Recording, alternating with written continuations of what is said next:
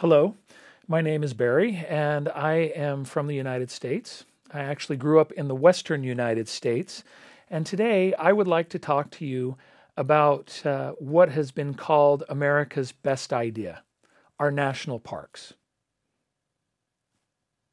Ladies and gentlemen, you have probably heard of Yellowstone National Park. There are actually, in the United States, more than 400 national parks and monuments today.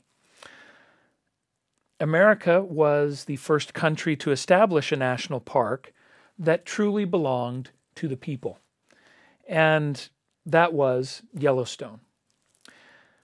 Yellowstone was officially established as a national park on March 1st in 1872. This is when the United States Congress passed legislation to create the park. It was the first of its kind anywhere in the world. I spent a lot of time in Yellowstone Park as a young boy and have many fond memories of that place. Over the north entrance to the park, there is a sign that reads, "For the benefit and enjoyment of the people." This gives you a sense of the importance of national parks in American culture. And the establishment of Yellowstone National Park was the beginning of a movement that has actually circled the globe. Today, more than 100 countries contain some 1,200 different national parks or reserves. So Yellowstone was the beginning of a movement to protect our natural resources and to protect some of the most beautiful areas, not only in the United States, but on the entire planet. So this is why many people have said that the national park system of the United States has been America's best idea.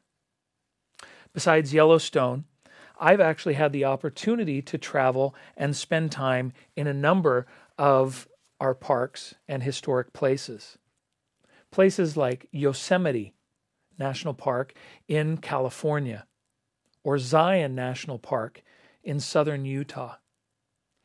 Independence National Historic Park in Philadelphia, Pennsylvania, where the Declaration of Independence was actually signed. Those are just a few of the parks, but there are many more. As we like to say, from coast to coast or from sea to shining sea. There are national parks in Alaska and in the Florida Keys in the Caribbean. National parks exist for two purposes. One is to preserve the natural wonders of the United States. The other is to make those natural wonders available to all Americans. And I would add, to many people who visit the United States every year.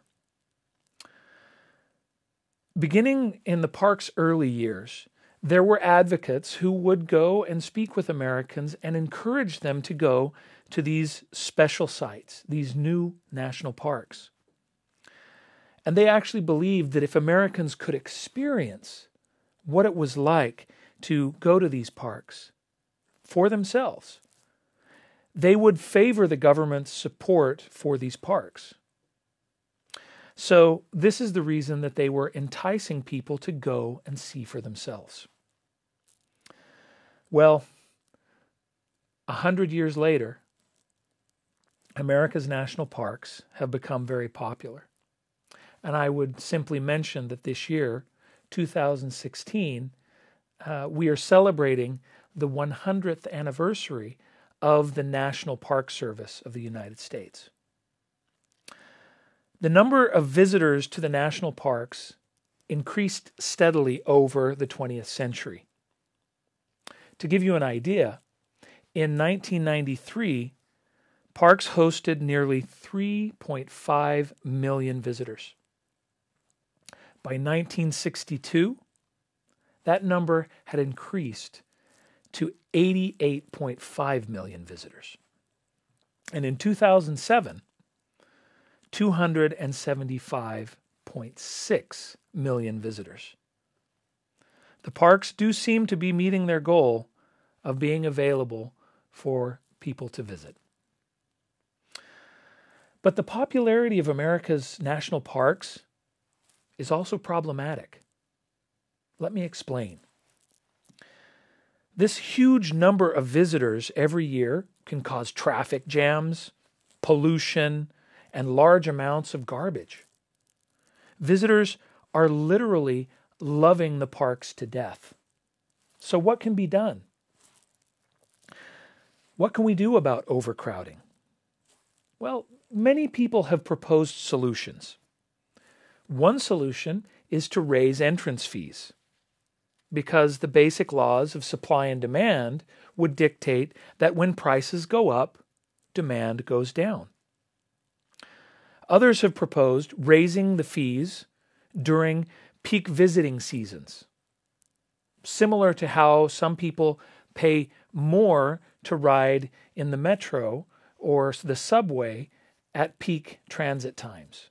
Or it's something similar to the congestion tax that is paid by motorists in downtown London if they wish to drive during the day there. Other people have suggested setting a quota on the number of visitors who can go into the park at any given time, and they would then distribute a variety of permits. Some suggest dividing entry permits among tour operators, commercial recreation operators, and the general public. They suggest that this could possibly be done through a lottery system. But there are even other suggestions that would not place limits on the number of people to go into the parks. Instead, they would place limits on the way visitors can actually get to and then in the parks and then travel around once inside. For example, there are parking shortages at many parks, like Yosemite that I mentioned previously. There isn't a lot of room for cars to be left when visitors come. So one option would be to prohibit parking in the parks altogether, and then set up a mass transit system that would bring visitors into the parks and shuttle them around once they are there. This is what's done at Zion National Park in Utah. Surely other options exist to protect America's parks, while making it possible for those of us who want to visit to be able to do so. I will conclude simply by saying that America's national parks are at a crossroads. If we don't find out a way to protect them while enjoying them, they may be ruined by their own success. Thank you for your attention.